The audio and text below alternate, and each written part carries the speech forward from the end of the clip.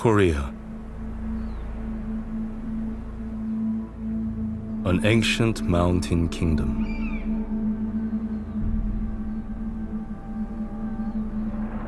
A land divided by conflict.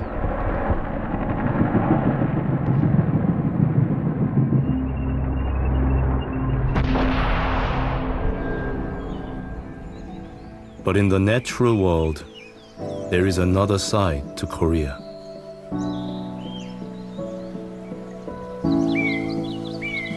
In the south are pockets of untouched wilderness.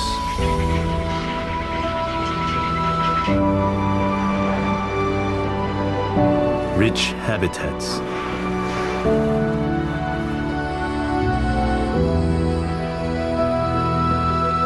With extraordinary creatures.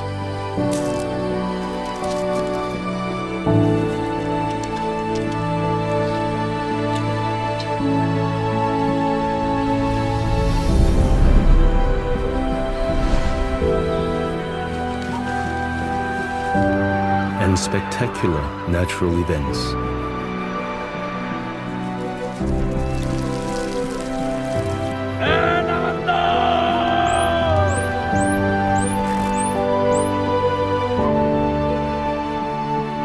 A place where nature and mankind have lived in harmony for centuries.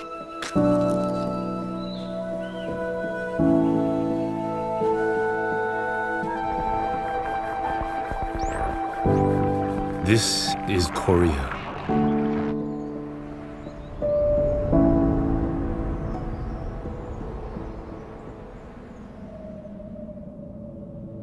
Korea lies on the eastern edge of Asia. The peninsula is 700 miles long and 150 miles across, and is split into two nations. But long before modern conflict divided the land, tectonic plates collided to create a dramatic landscape.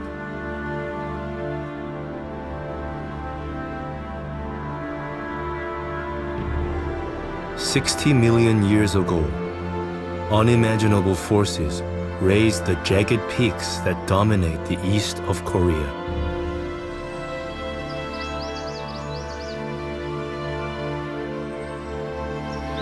In the central region are lush, temperate forests.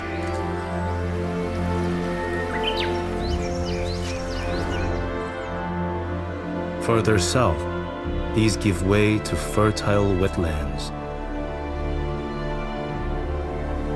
And where the land finally meets the sea, the shallow incline creates vast tidal ranges with endless mudflats, teeming with life.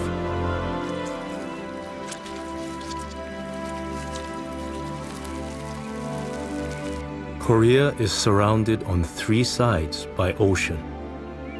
It has over 5,000 miles of coastline.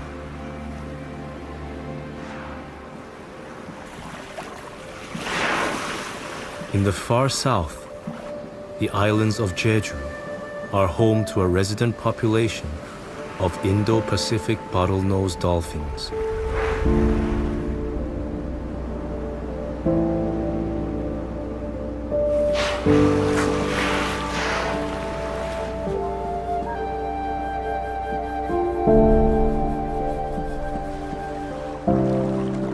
Dolphins are often wide-ranging, traveling from place to place in search of food.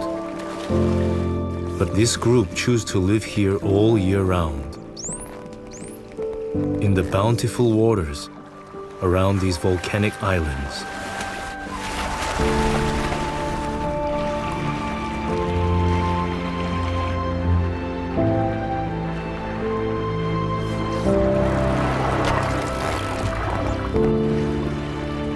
Bottlenose dolphins are highly social creatures and live in tight-knit matriarchal pods.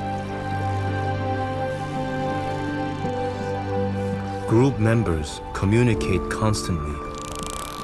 Each dolphin is identified by its own signature whistle.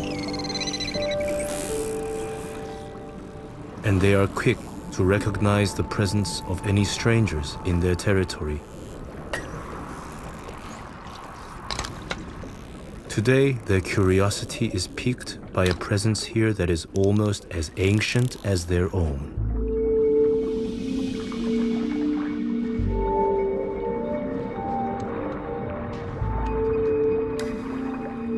Dolphins can be wary of divers, but not of this one. Like them, she dives free, exploring the depths on a single breath. The pod have grown up sharing these waters with an all-female free-diving community known as the Hanyo, Sea Women.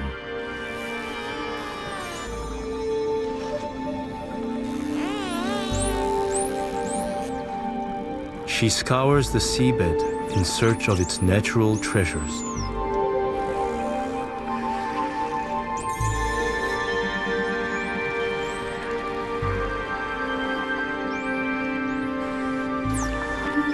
They live in harmony as they have done for hundreds of years. Soon the season will change, and these waters will be filled with prizes for the Hanyo.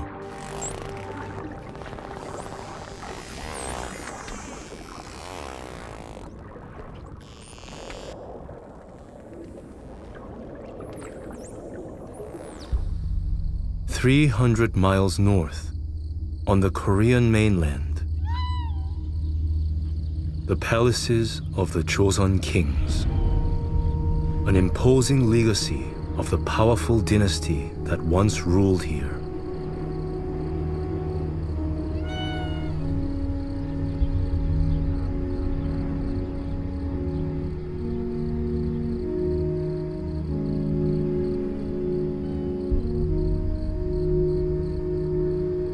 But the palaces are now home to a family of a different kind.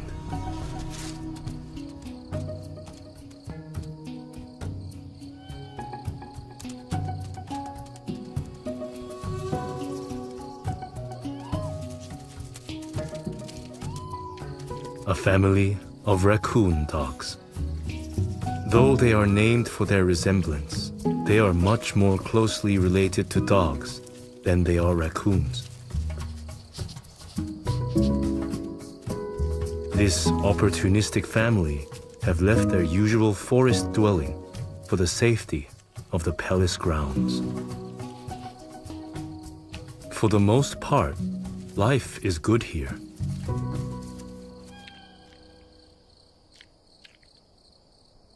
But they are not the only ones to take advantage of the opportunities here.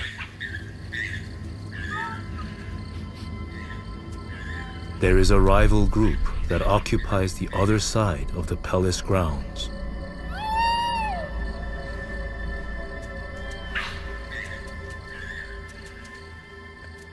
With young pups, the family's father must be extra vigilant.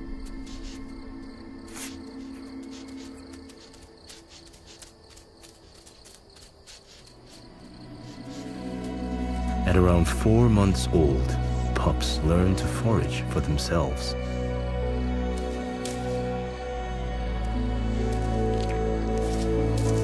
But hunting insects requires a little practice.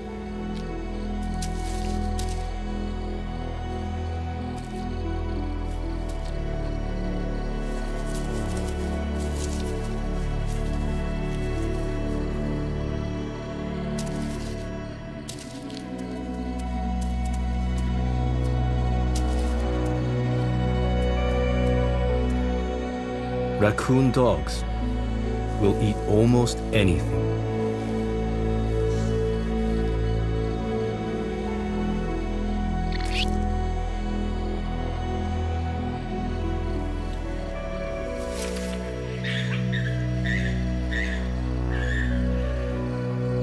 Tonight, the family is anticipating something extra special on the menu.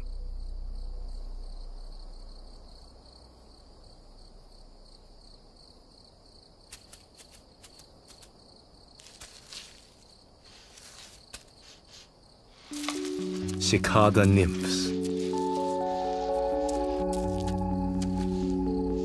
A lavish banquet of juicy beetles. The nymphs emerge en masse during a narrow window in the summer. For one night only, the family will have more food than they can eat. The nymphs have spent 5 years slowly growing in the soil. They must now find higher ground, where they can metamorphosize into their flying form.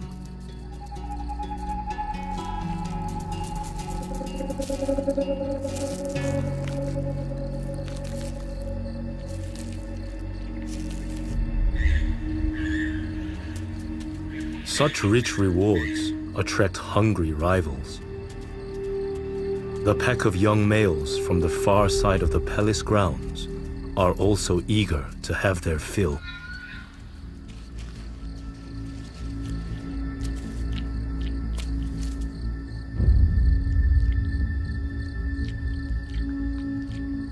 Distracted by the feast, the usually wary father has strayed into harm's way.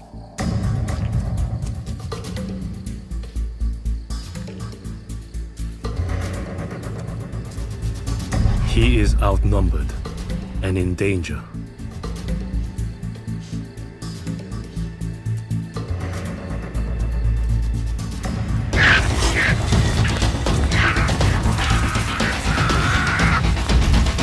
The mother and pups retreat to a safe distance.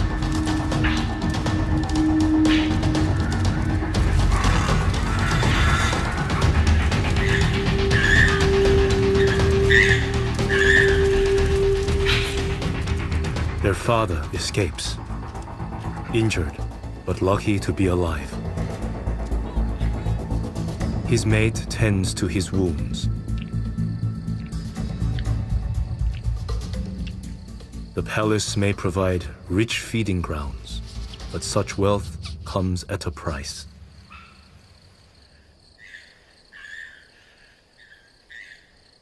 Some of the cicadas have reached their destination. After years of lying underground, the lucky ones will get their wings. During metamorphosis, they are at their most vulnerable. But up here, at least they are safe from the hungry pups. Now they will devote the last chapter of their life, just 1 month, to finding a mate. It is a cycle that has played out here for hundreds of years. During this time, the world beyond these walls has changed. The palace is now surrounded by South Korea's capital city, Seoul.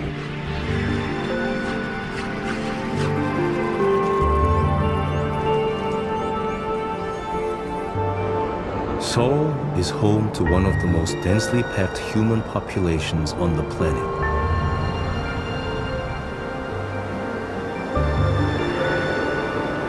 It is easy to see why the raccoon dogs seek refuge in the palace.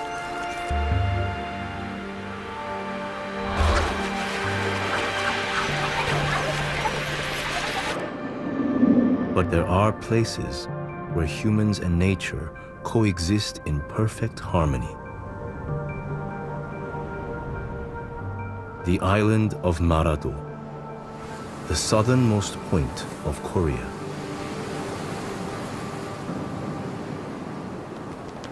Beyond the cliffs and caves, there is a small community, the Haenyeo, sea women, as they are known here.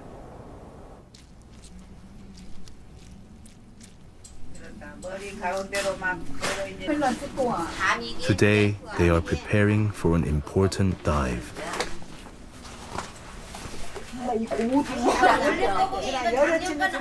There are men on the island too, but a sisterhood drives the local economy. Most divers are over the age of 60, and some are much older.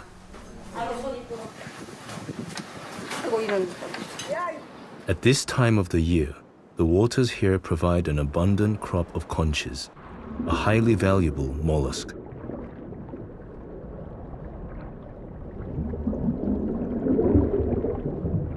The haenyeo only harvest the conches after the breeding season to ensure the harvest remains sustainable. Chungun Kim is captain. She must decide if it's safe to dive.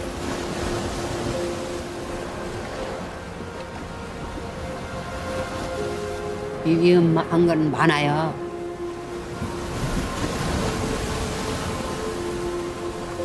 굉장히 물 조류가 굉장히 세요.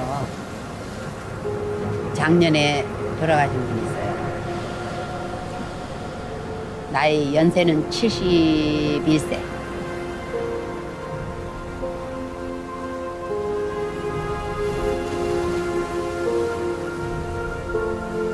바다에 가서 내일도 안전하게 그냥 갔다 오게 해주십사.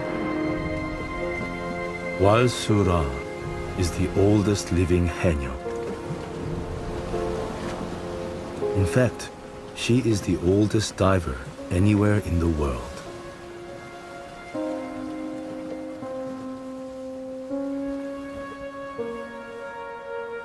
한 이거 12살에 시작했거든. She is now 94 years old. The dive captain has decided they will dive. Conditions are not ideal, but the conch season is short and they must make the most of it.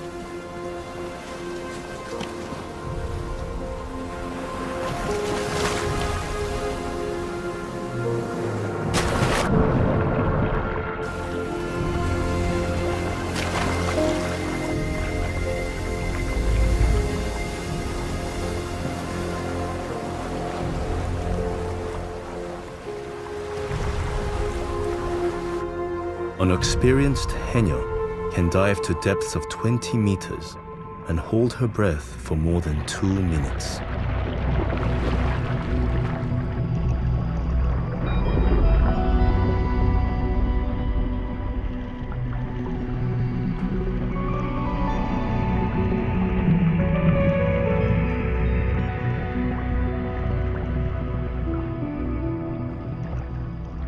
This places significant stresses on the body. There is a very real risk of blackout as the haenyeo repeatedly travel between the surface and the seabed.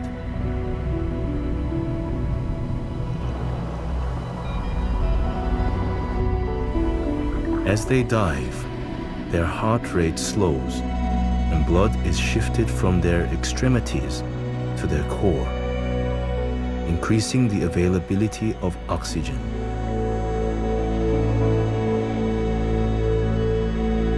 The haenyeo benefit from this adaptation to enable them to keep working on their long, cold dives.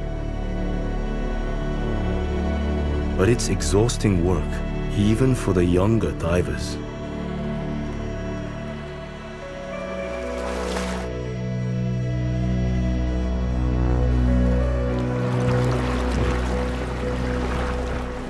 네, 서로가 서로를 걱정을 해요. 그래가지고 또 혹시나 이제 물속에서 잘못되실까봐 그렇게 그것 때문에 다 이제 걱정을 하고 있는 거죠.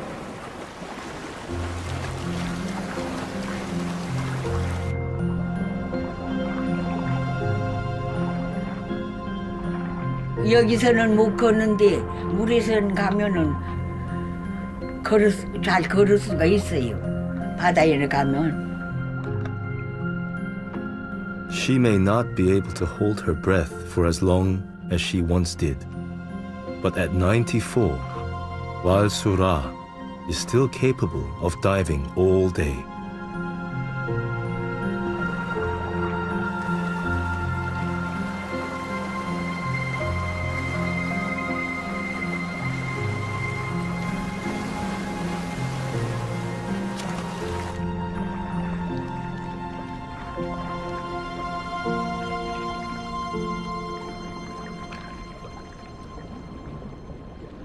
The women work together against a rising tide.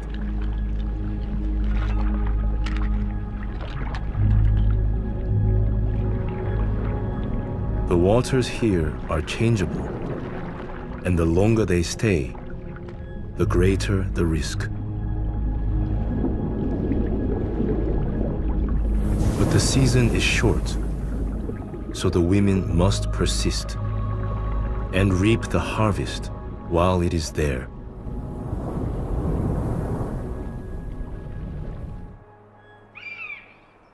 Back on the Korean mainland, deep in the forests of Yangpyeong, there are other female workers reaping a harvest. Eastern honey bees. Workers collecting pollen. They belong to an enormous colony of 30,000 bees.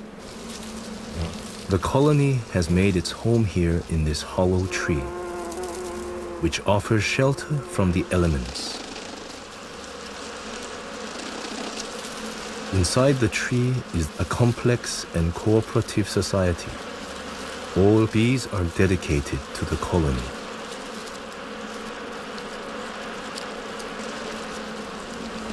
At times vibrating their bodies to produce heat and maintain a perfect temperature for the next generation.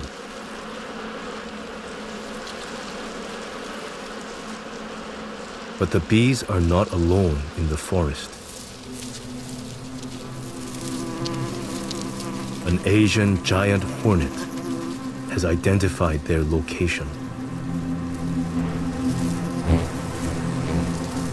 The hornet studies the nest before returning to its own colony.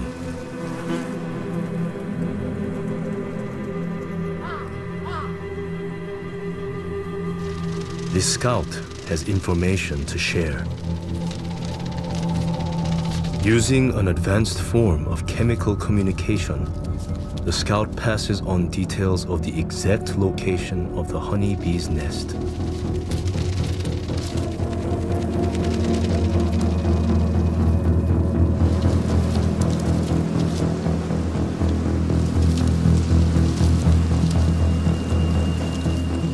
The scout returns. The bees shake in unison to warn off the hornet. But this time, he is not alone.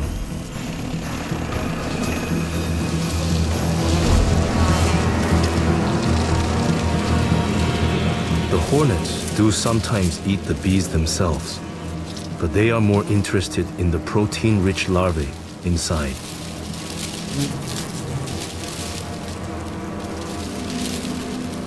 Individual bees have no chance against the hornets. Gradually, they weaken the bees' defense. There are many casualties.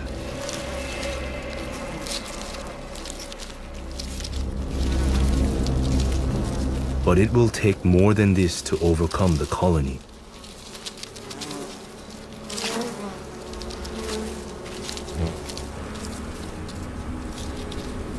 The bees prepare to fight back. The counterattack is started by a handful of worker bees. It appears suicidal, but the bees are programmed to lay down their lives for the survival of the colony. And the tables begin to turn. Bee stings can't kill the hornets, but they do weaken them.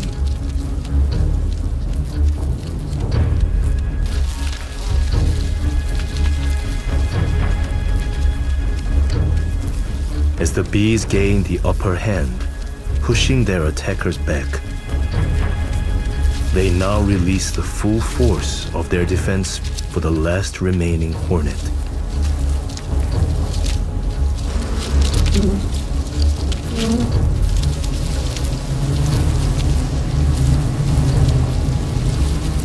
a swarm immobilizing it.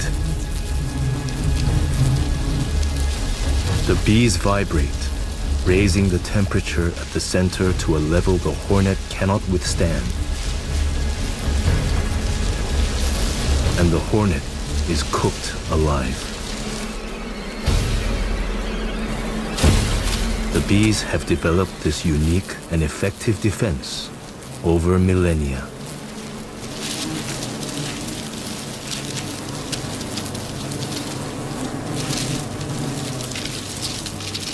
Many more bees than hornets died in this encounter.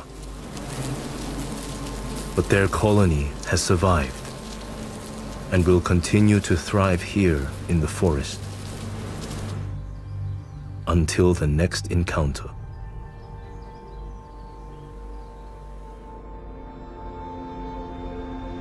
"200 miles away, the mudflats of Suncheon Bay in the south of the Korean mainland.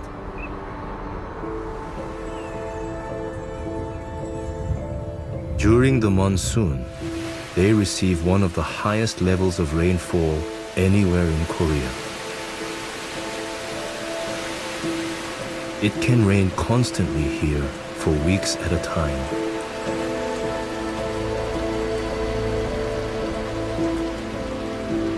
But it is not the torrential downpours that have shaped this landscape.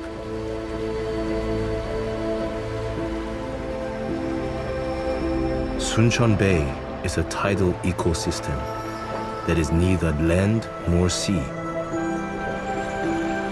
Each day, the tidal waters of the bay withdraw to reveal over 8 square miles of thick mud, a seemingly inhospitable landscape. But the local people thrive here, as they have done for thousands of years. No modern vehicle can cross the mud. Instead, the local people get around here on specially designed boards.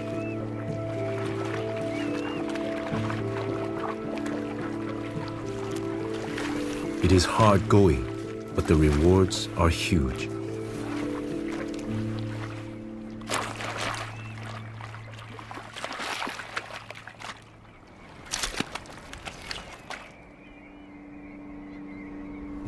The mud of the bay is rich in nutrients and supports one of the most diverse ecosystems in Korea.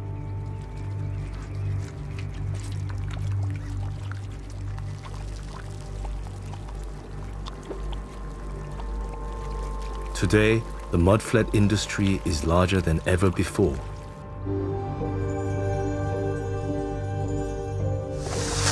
Seafood makes up a huge part of the Korean diet, and much of it comes from Suncheon Bay.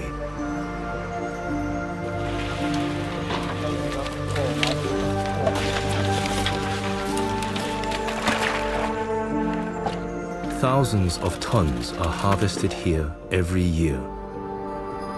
Yet despite the increase in fishing activity in the bay, the mudflats are so rich that they're quick to replenish what is taken out during the harvest.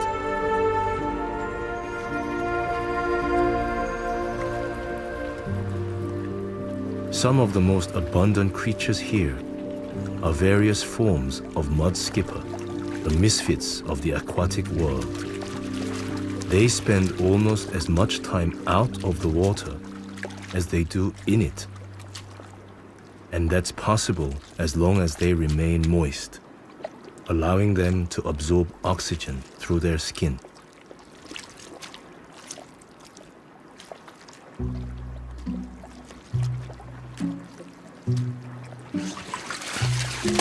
There are several different species of mud skipper here.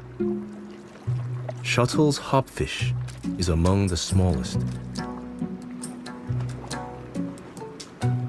This male is just 5 centimeters long, and he's only just reached sexual maturity.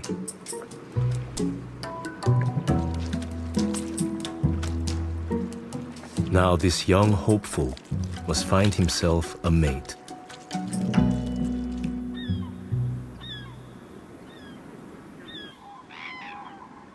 70 miles north is Upo, the largest natural swampland in South Korea. This prehistoric wetland is home to many rare species, and it's a protected conservation zone.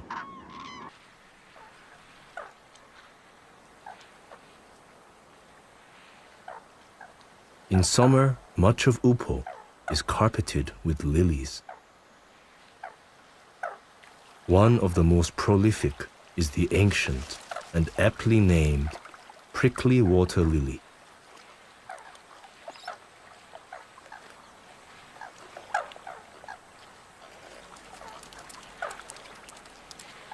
The jacana has developed exceptionally long toes to spread its weight across the thin lilies and create a bridge above the spikes. But even for jacana, it takes a little practice.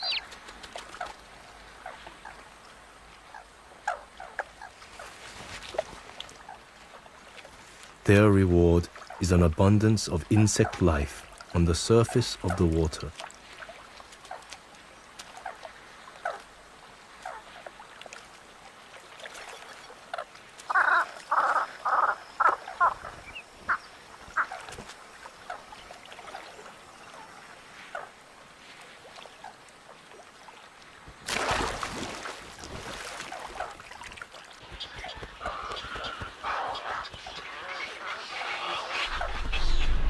As night falls over the wetlands, another type of predator takes their place on the lilies.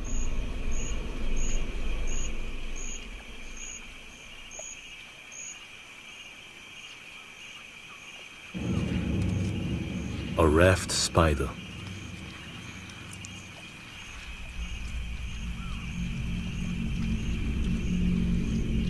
For an ambush predator, location is everything.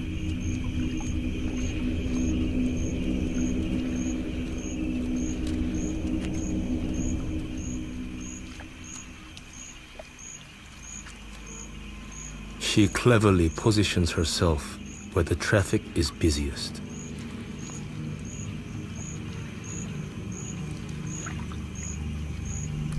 Highly sensitive to vibrations, these spiders can detect potential prey beneath the surface of the water.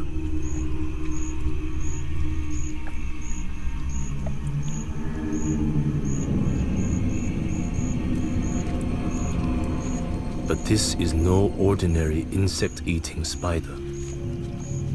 She has bigger fish to fry.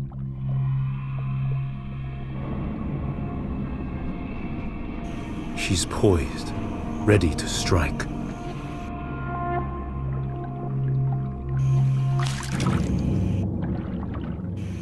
The first attempt fails, and the prey escapes.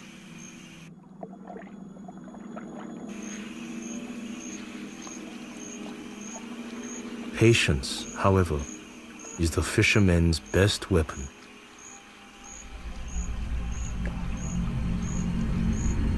She bides her time.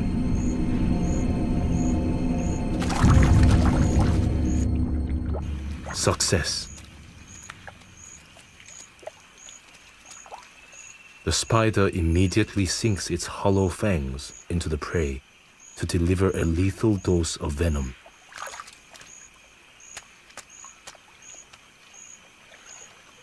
And it's over within a matter of moments.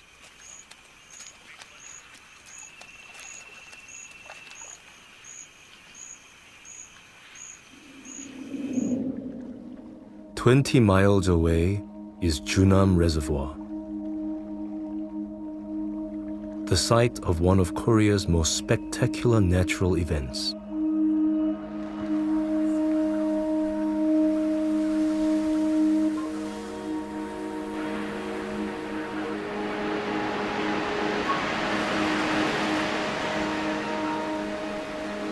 A cloud of Baikal teal, all soaring in perfect unison.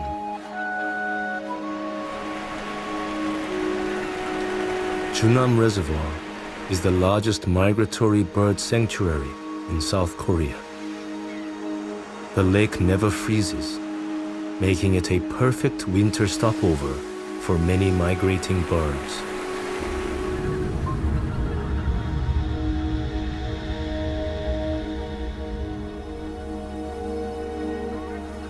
Each year, around 1 million of these water birds arrive in Korea. They migrate from eastern Siberia in search of warmer climes.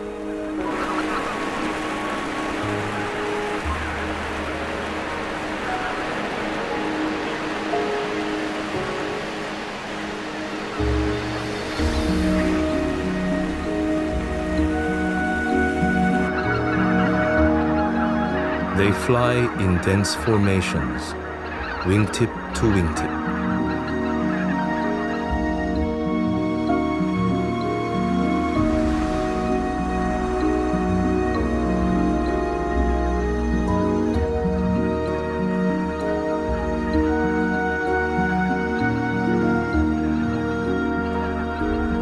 This hypnotic spectacle has earned these visitors a unique place in the heart of Korean culture.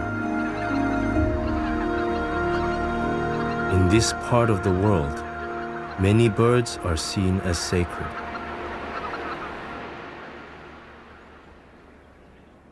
One of the most revered species lives in the mountainous forests of central Korea. Amongst the dense woodland, an ancient tradition endures.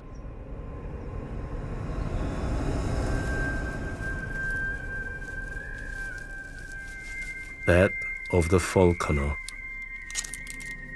Yongsun Park has recently captured a goshawk from the wild and is crafting a shichimi. Equipment like this cannot be bought.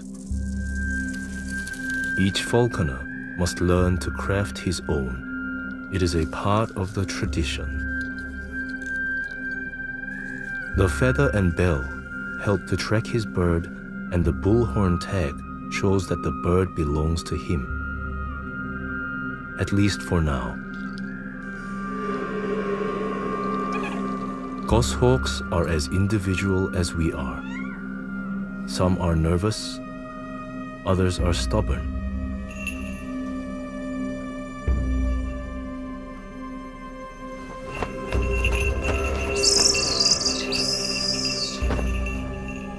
So the falconer must learn to tailor his approach.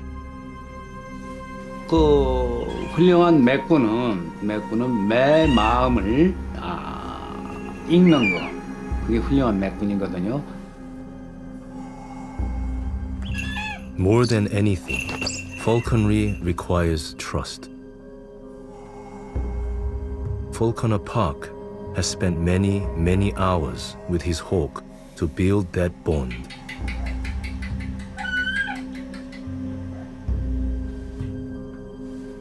But however strong their connection, it is also fleeting.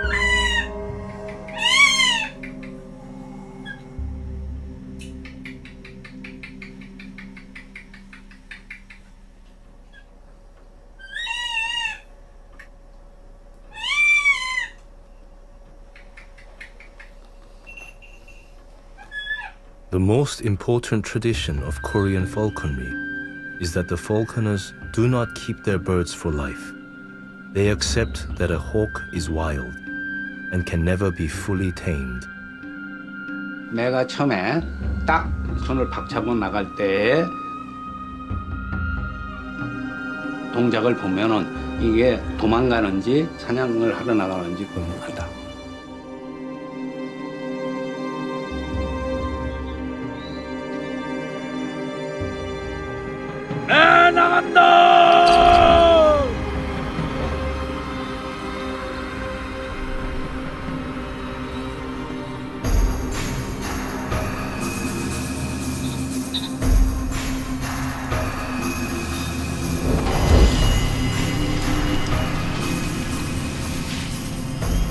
The goshawk has short, wide wings, allowing it to pass through gaps at speeds of up to 40 miles an hour.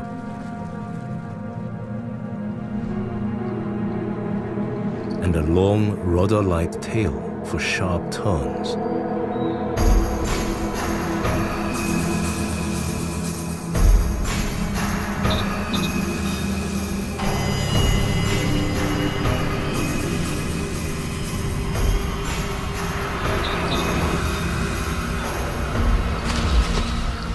That makes it an extremely successful hunter.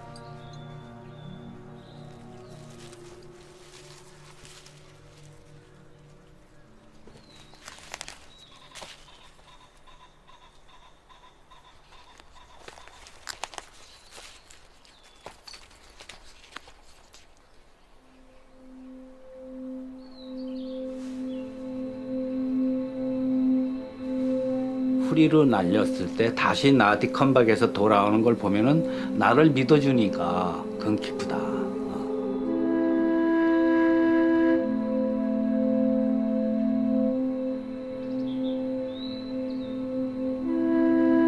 그래서 이렇게 사냥에 위험내는 한국의 매사냥은 이렇게 잡아서 죽을 때까지 듣고 있는 게 아니라 자연에서 왔기 때문에 자연으로 다시 보내주는 게 우리 매꾼들의 철칙이에요. 날아갔을 때 내 의지와 달리 불가피하게 날아갔을 때는 내 자식을 잃어버린 같은 마음이고 눈물이 쓰고 가슴이 아프다.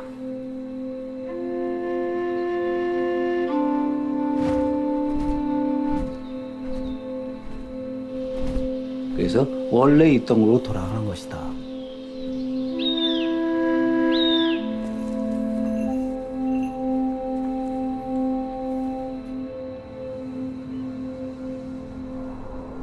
In Suncheon Bay, it's the mating season for mudskippers, and this young male is searching for a suitable mate.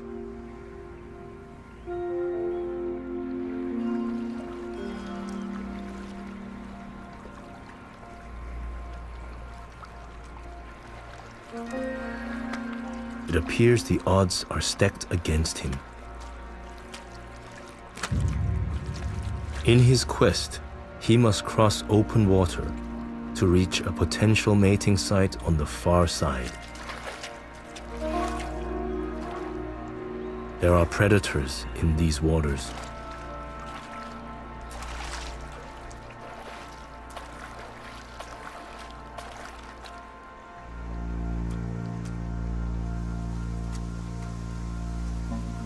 He makes it across, but is not yet completely out of harm's way.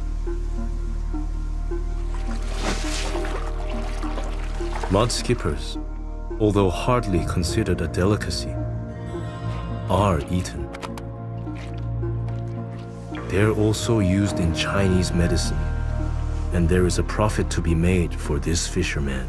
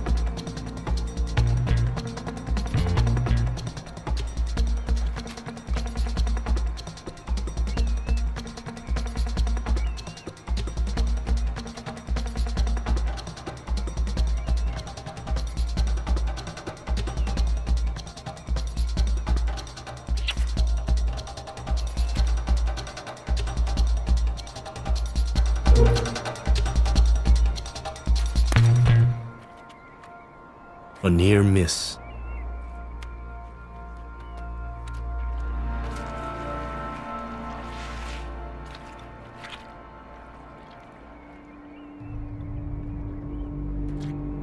The young mudskipper escapes and moves on to unexplored territory. Other species of mudskipper can be territorial.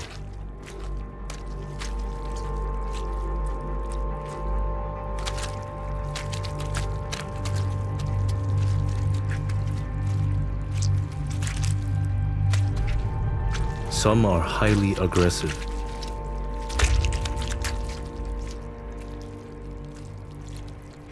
He wisely moves on.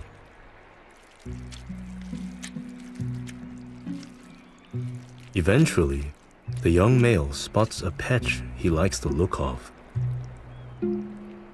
Far fewer rivals. This will do very nicely.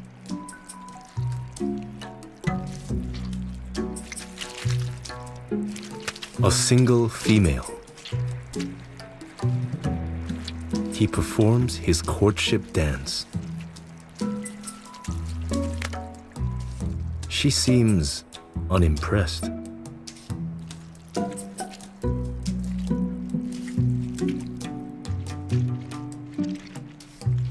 But he shuffles a little closer.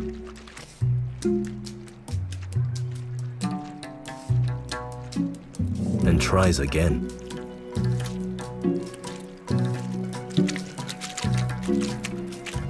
She's much larger, so this is very much her decision to make. Just when it looks like the young male's luck has run out, she appears to have a change of heart.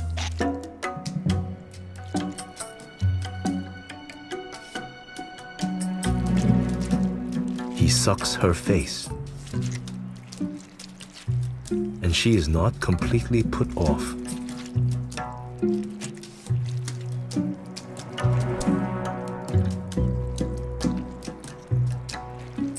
The pairing has been agreed, but the next stage won't happen in front of an audience.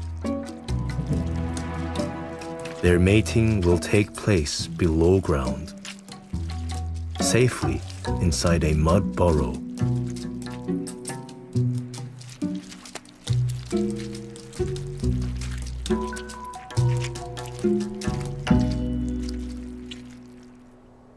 North of the mudflats of Suncheon is a very different but equally rich environment. 60% of South Korea is forested, and much of its biodiversity is found in these ecosystems.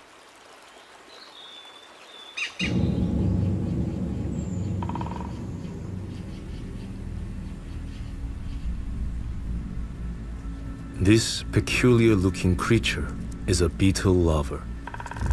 It's following a trail across the forest floor, a slime trail, left by its intended prey.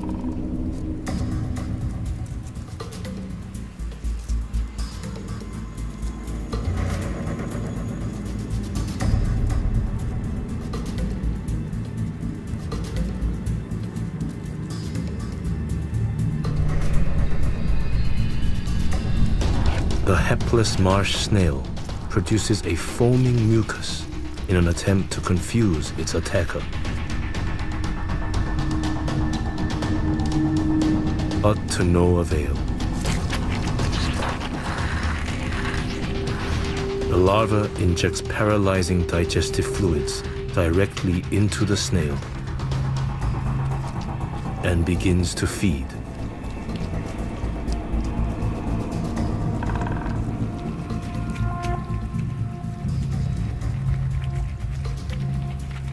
It may seem cruel, but the beetle must feed to fulfill its role in life.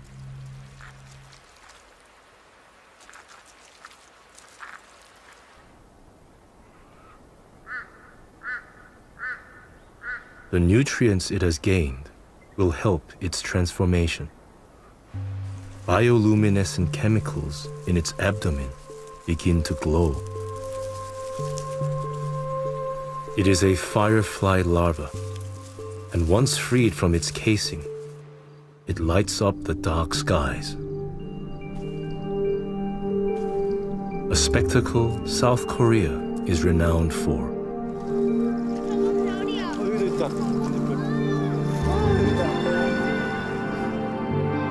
Proof that in nature, scenes of great beauty can often conceal a darker reality.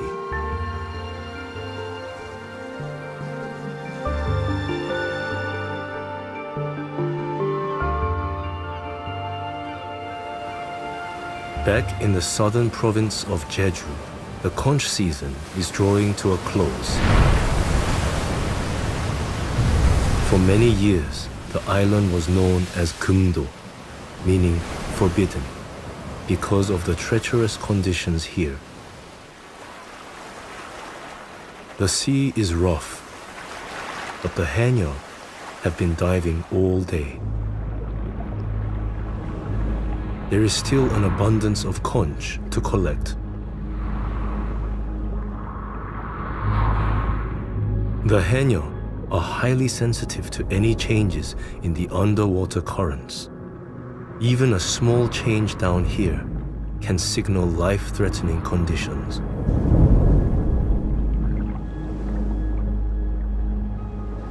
과한 욕심은 해녀들한테는 치명적으로 목숨을 앗아갈 수 있을 만큼 아주 해가 되는 거거든요. But the haenyeo are tenacious. Today, despite the increasing risk, they decide to stay in the water. And now they must work quickly.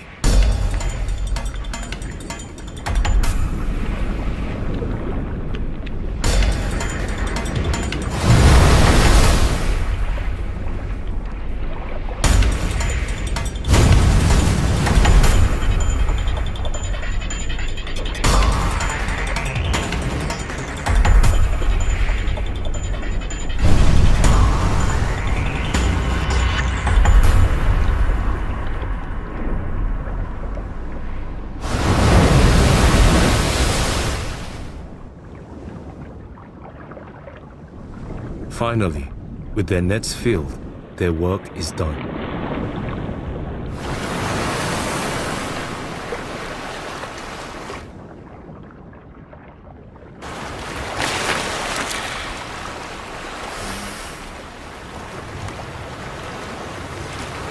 Exhausted from hours of diving, they are vulnerable.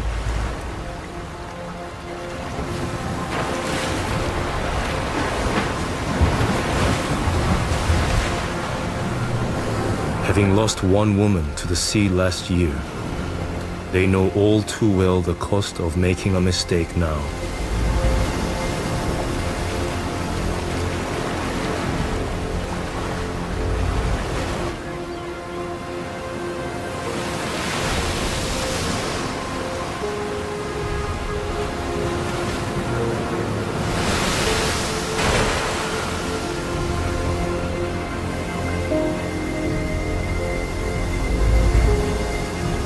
바다에는 가면은 서로가 서로를 지켜야 되기 때문에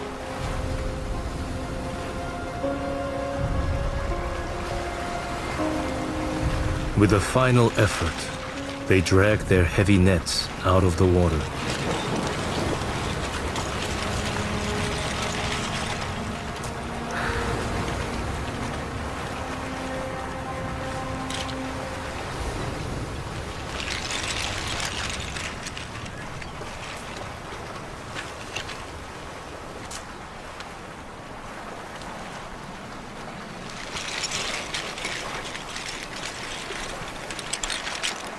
All that remains now is to weigh the day's catch.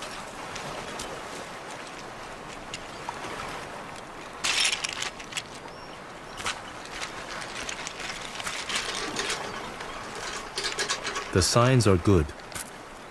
The harvest has been a successful one. The risks that they have taken have paid off.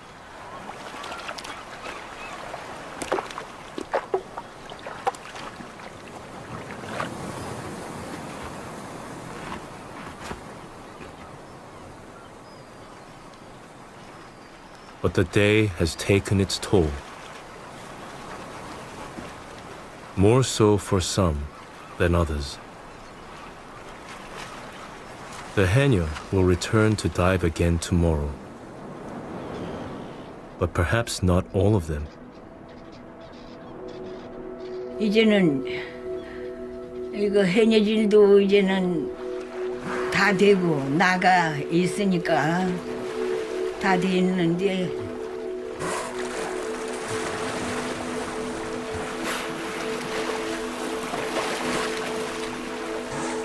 이제는 뭐 갈 날이 다 가까우니까 그렇게 되는 거지.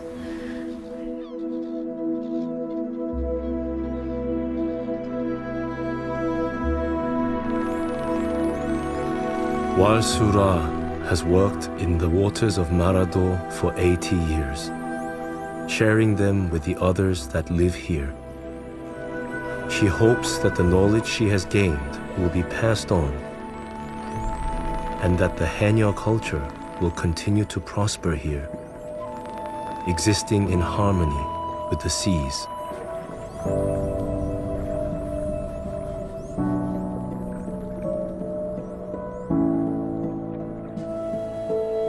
The traditional ways of life that endure in Korea today remind us that people have thrived for millennia, living harmoniously with the natural world and its many fascinating inhabitants.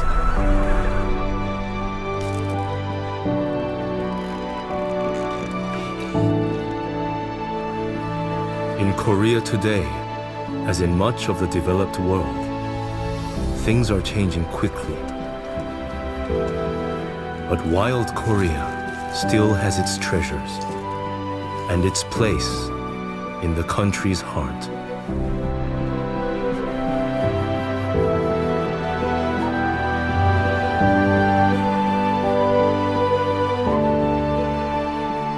For all the gold medal action and best moments from the slopes, tracks and rinks of the Winter Olympics, press red now to watch on BBC iPlayer.